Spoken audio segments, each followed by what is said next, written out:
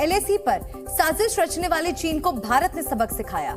SCO की बैठक से पहले राजनाथ सिंह ने चीन के रक्षा मंत्री से सीमा विवाद पर बात की, लेकिन उनके साथ हाथ नहीं मिलाया। जिनपिंग के मंत्री को राजनाथ ने दूर से ही नमस्ते किया और साफ संदेश दे दिया कि सीमा पर शांति के बिना दोनों देशों के आपसी संबंध आगे नहीं बढ़ सकते। राजनाथ सिंह ने आतंकवाद के मसले पर भी पाकिस्तान और चीन को खरी खोटी सुनाई।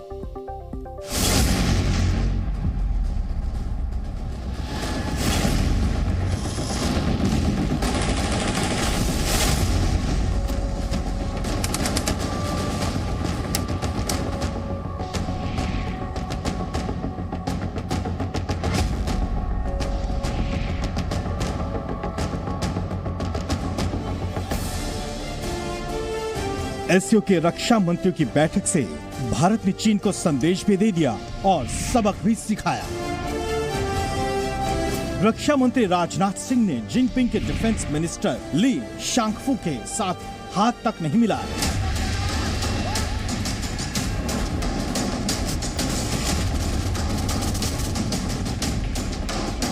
लद्दाख में सीमा विवाद के बाद चीन और भारत के बीच पहली बायलैटरल मीटिंग हुई, मगर राजनाथ सिंह ने चीन को दूर से ही नमस्ते करके भारत का रुख साफ कर दिया। जिनपिंग के मंत्री को राजनाथ ने संकेतों में नए भारत का ट्रेलर देकर कम शब्दों में बहुत कुछ समझा दिया। गलवान की घटना के बाद भारत और चीन के रक्षा मंत्रियों की पहली बार मुलाकात हुई। इस मुलाकात में राजनाथ सिंह ने न तो चीनी रक्षा मंत्री से हाथ मिलाया और न ही कोई गर्मजोशी दिखाई। राजनाथ सिंह ने साफ साफ लफ्जों में चीन को समझा दिया कि जब तक सीमा पर शांति स्थापित नहीं होगी, दोनों देशों के संबंध सुधर नहीं सकते, क्योंकि लद्दाख और अरुणाचल की घटनाओं ने इन संबंधों की बुनियाद हिला दी है। भारतीय रक्षा मंत्री ने जो कुछ भी कहा, उसकी गूंज बीजिंग और इस्लामाबाद में अरसे तक सुनाई देती रहेगी।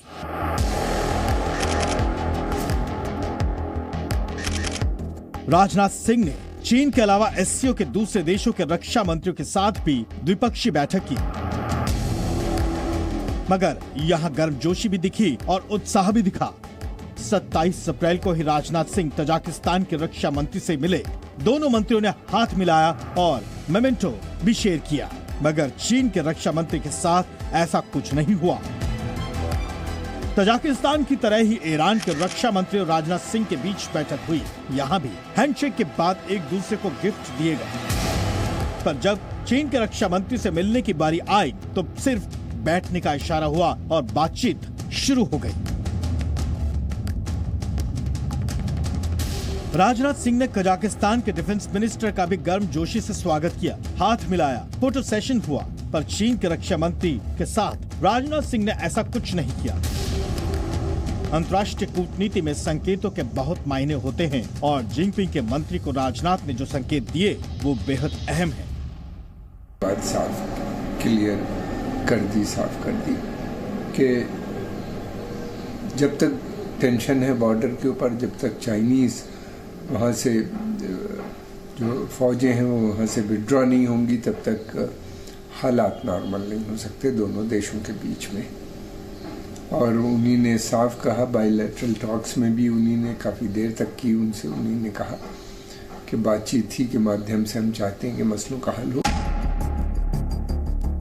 राजनाथ ने चीनी रक्षा मंत्री ली शांगफू से हाथ न मिलाकर न्यू इंडिया का एहसास कराया और कड़ा संदेश भी दिया। बैठक के दौरान राजनाथ सिंह ने कहा, समझौते के हालिया उल्लंघनों की वजह से द्विपक्षीय संबंधों के आधार पूरी तरह खत्म हो गए हैं। राजनाथ ने बताया कि सीमा पर शांति ही दोनों देशों के बीच संबंधों का मुख्य आधार है, यानी जब तक LAC पर शांति नहीं होगी तब तक संबंध मजबूत होने का कोई सवाल नहीं है। चीन के रक्षा मंत्री को राजनाथ का मैसेज जिनपिंग की विस्तारवादी सोच के लिए बड़ा सबक है। आज SCO के रक्षा मंत्रियों की दिल्ली में एक बैठक हुई।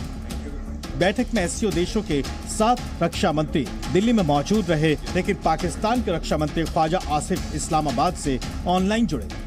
हालांकि ख्वाजा आसिफ का SCO की बैठक के लिए दिल्ली न आना किसी को नहीं खला, क्योंकि पाकिस्तान में रक्षा मंत्री की अहमियत एक मुखौटे से ज्यादा कुछ नहीं है।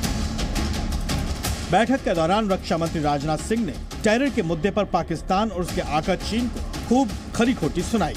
राजनाथ सिंह ने साफ किया कि आतंकवाद से सभी देशों को मिलकर लड़ना होगा, क्योंकि आतंकी ग्रुप अब सोशल मीडिया और क्राउड फंडिंग जैसे नए तरीकों का इस्तेमाल कर रहे हैं। ऐसे में अगर एससीओ को मजबूत होकर उभरना है तो आतंक के खिलाफ एकजुट होना बेहद जरूरी है।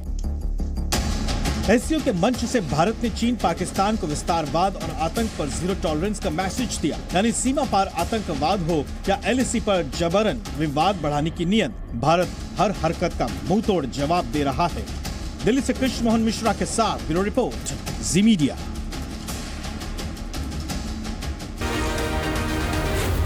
जी न्यूज़।